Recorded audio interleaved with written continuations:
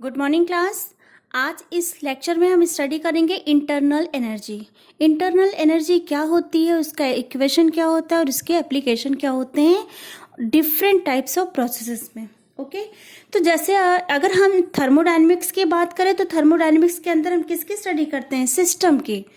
और ये आपका सिस्टम तीन तरह का हो सकता है। आपका सिस्टम सॉलिड हो सकता है, ओके जिसमें मॉलिक्यूल्स बहुत पास पास होते हैं। आपका ये सिस्टम क्या हो सकता है, सॉलिड हो सकता है। आपका ये सिस्टम कैसा हो सकता है, लिक्विड हो सकता है, लिक्विड हो सकता है। और आपका सिस्टम कैसा हो सकता है, गैसियस स्टेट में भी हो सकता है। ठीक है, अगर हम सॉलिड सिस्टम की बात करें तो सॉलिड सिस्टम में जो मॉलिक्यूल्स होते हैं ये क्या होते हैं, ये रुके हुए होते हैं। ठीक है, ये रुके हुए होते हैं और बहुत धीरे धीरे धीरे धीरे आपस में क्या करते हैं, वाइब्रेट करते हैं।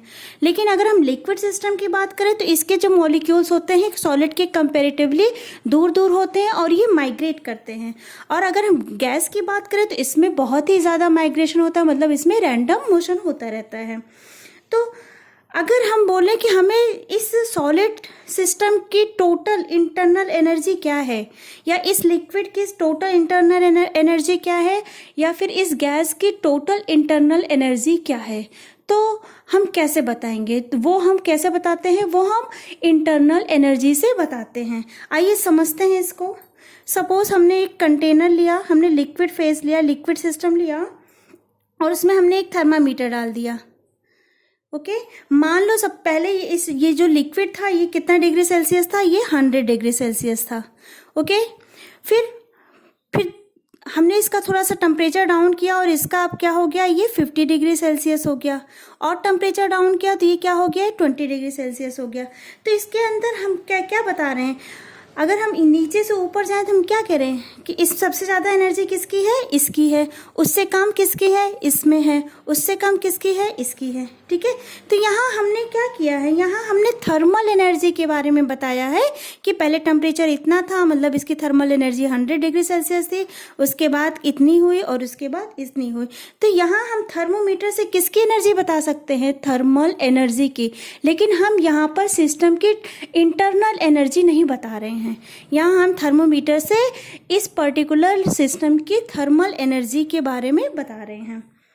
लेकिन क्या सिस्टम के अंदर सिर्फ थर्मल एनर्जी होती है, नहीं। अगर हम किसी सिस्टम की बात करें तो सिस्टम जो होता है, सिस्टम के अंदर मॉलिक्यूल्स होते हैं। और मॉलिक्यूल्स किससे बना होता है, एटम से। एटम किससे बना होता है, इलेक्ट्रॉन, प्रोटॉन और न्यूट्रॉन से।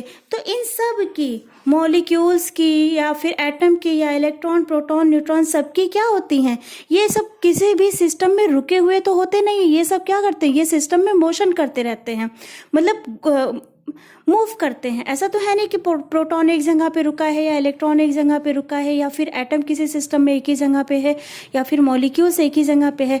ये सब क्या होते हैं, ये सब रुके तो होते नहीं हैं, ये कहीं ना कहीं वाइब्रेट होते रहते हैं। और अगर हम जैसे एटम है, एटम क्या हो रहा है, वाइब्रेट हो रहा है। और अगर हम मॉलिक्यूल की बात करें तो मॉलिक्यूल क्या होते रहते हैं, मॉलिक्यूल आपस में रोटेट होते हैं और वो स्पिन भी करते हैं।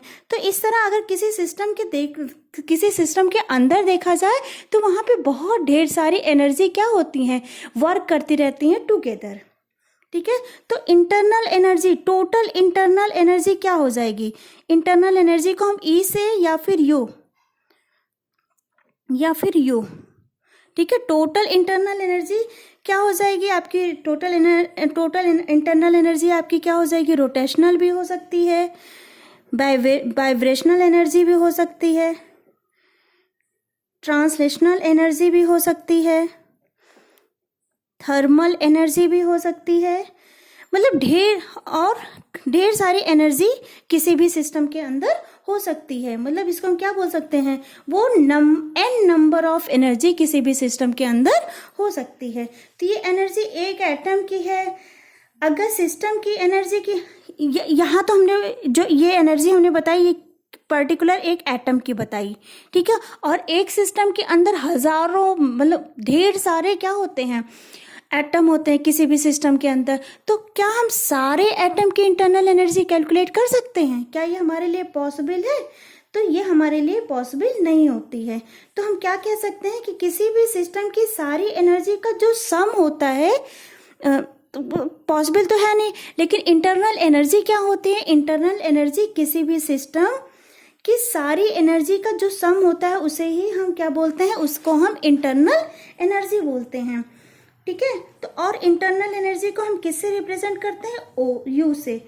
ठीक है, यू क्या है आपका? इंटरनल एनर्जी, या फिर इसको हम क्या बोल सकते हैं? Summation of all energies. सारी एनर्जी का जो सम होता है उसी को हम बोलते हैं इंटरनल एनर्जी। आइए इसको और डायग्राम से समझते हैं। सपोज हमारे पास एक सिस्टम है, इसको हमने सर्कल सिस्टम लिया है। ठीक है, अभी पहले सिस्टम की जो इंटरनल एनर्जी थी वो क्या थी? U1। ठीक है, अब हमने इसमें क्या किया? 50 जूल हमने क्या की? सिस्टम को एनर्जी दी। ठीक है, तो अगर हमने सिस्टम में एनर्जी 50 जूल ऐड कर दी है तो पहले तो सिस्टम की एनर्जी U1 थी, अब सिस्टम की एनर्जी क्या हो गई? अब सिस्टम की एनर्जी हो गई U2। ठीक है, इसको ऐसे समझते हैं, मान लो आपके पास कुछ पैसे हैं जो हमको नहीं पता, आपके पास कितने पैसे हैं हमको नहीं पता। ठीक है, हमने आपको 50 रुपए दिए। ठीक है, अब अगर पहले आपके पास कितने पैसे थे और बाद में हम मेरे 50 रुपए देने के बाद आपके पास टोटल कितने पैसे हो गए हमको नहीं पता, लेकिन हम डिफरेंस तो निकाल सकते हैं पहले और लास्ट में। अगर हम पहले आपके पास जो पैसे थे उसमें से हम जितना पैसा दिए उसको माइनस कर लें तो क्या निकल आएगा? हमारा जो इंटरनल जो डिफरेंस है वो निकल आएगा। हमें आपके पास कितने पैसे पहले थे और कितने पैसे बाद में हुए ये तो हम नहीं निकाल सकते, लेकिन हम डिफरेंस ज़रूर निकाल सकते हैं। ओके, तो ऐसे ही जैसे आपका ये कोई सिस्टम है, ये आपका क्या है? सिस्टम है। इसकी एनर्जी पहले क्या थी? इंटरनल एनर्जी U1 थी, और जब हमने 50 जूल इसमें एनर्जी दी तो इसकी इंटरनल एनर्जी कितनी हो गई? U2 हो गई। हमें ये नहीं पता U1 कितना है, हमको ये भी नहीं पता कि U2 कितना है, लेकिन हम U2 माइनस U1 से डिफरेंस आपको बता सकते हैं। इसका डिफरेंस कुछ होगा, ये हम आपको कैलकुलेट करके दे सकते हैं। ओके, ये बात समझ में आई? अब आइए, तो इंटरनल एनर्जी को चेंज करने के, अब ये जैसे इंटरनल एनर्जी है इसको चेंज करने के दो तरीके हैं। या तो हम सिस्टम में हीट दे दें या फिर हम सिस्टम पे वर्क डन कर दें। ओके, सपोज हमारे पास सिस्टम है। ओके, सिस्टम ये हमने एक सिलेंडर लिया, इस पर पिस्टन लगा दिया। ओके, मान लो हमने इस पर क्या किया? हीट प्रोवाइड किया। पहले सिस्टम की जो इंटरनल एनर्जी थी वो U1 थी। अब हम इसमें जब हीट ट्रांसफर कर रहे हैं तो इसकी इंटरनल एनर्जी क्या हो जाएगी? इंक्रीज हो जाएगी। ओके, तो इंटरनल एनर्जी किससे किससे इंक्रीज हो सकती है? डेल्टा U में हम दो तरह से दे सकते हैं, एक हीट के थ्रू एनर्जी दे सकते हैं और एक वर्क डन के थ्रू एनर्जी हम दे सकते हैं। इसकी एनर्जी को हम घटा भी सकते हैं और इसकी एनर्जी को हम बढ़ा भी सकते हैं। किसके थ्रू? हीट के थ्रू और वर्क डन के थ्रू। हीट को हम किससे डिनोट करते हैं? Q से, और वर्क डन को हम किससे डिनोट करते हैं? W से।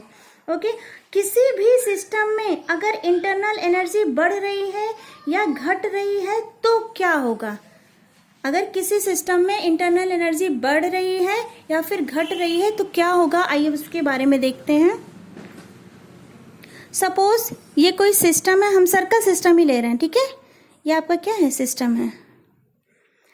सिस्टम की पहले जो इंटरनल एनर्जी थी वो U1 है। मान लो हमने इसको हीट के थ्रू इसमें 50 जूल एनर्जी क्या की है? दी है। तो ये एनर्जी सिस्टम को दी जा रही है, ये इसलिए Q क्या होगा? Q क्या होगा? पॉजिटिव में होगा। ठीक है, और एनर्जी बाहर निकालेंगे तो क्या लिखेंगे? अगर सिस्टम को एनर्जी दी जा रही है तो Q पॉजिटिव में होगा, और अगर सिस्टम से एनर्जी निकल रही है हीट के फॉर्म में तो Q क्या होगा? नेगेटिव में होगा। ओके, ऐसे ही जब सराउंडिंग पे सिस्टम मेहनत कर रहा है, जब सराउंडिंग सिस्टम पे मेहनत कर रहा है तो वर्क डन क्या हो जाएगा? पॉजिटिव। ओके। और जब सिस्टम मेहनत करेगा सराउंडिंग पे तो वर्क डन क्या हो जाएगा, नेगेटिव।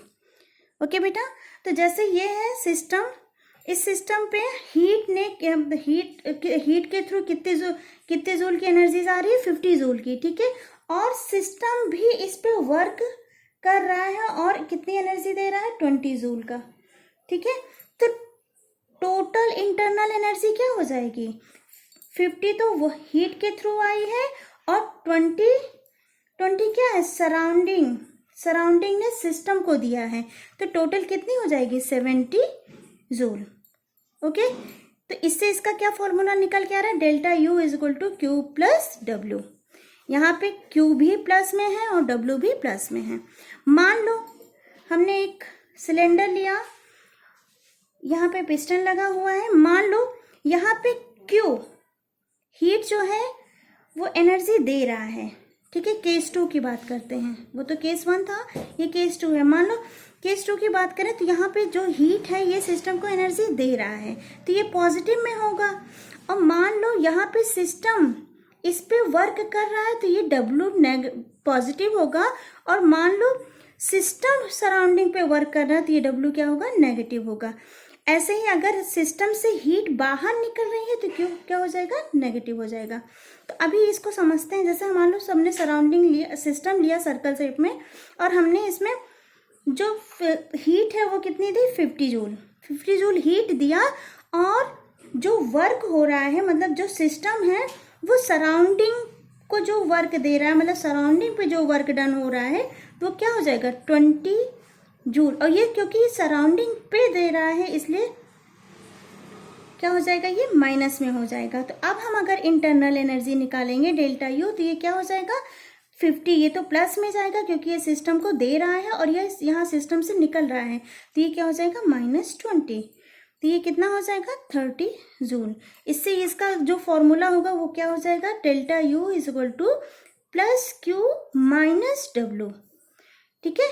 तो यहाँ केस 1 में ये फॉर्मूला निकला और केस 2 में ये फॉर्मूला निकला। तो ओवरऑल हम क्या कह सकते हैं, किसी भी सिस्टम की एनर्जी क्या हो सकती है, delta U is equal two plus minus Q या प्लस माइनस डब्ल्यू। ओके, ये हुआ आपका इंटरनल एनर्जी। Thank you.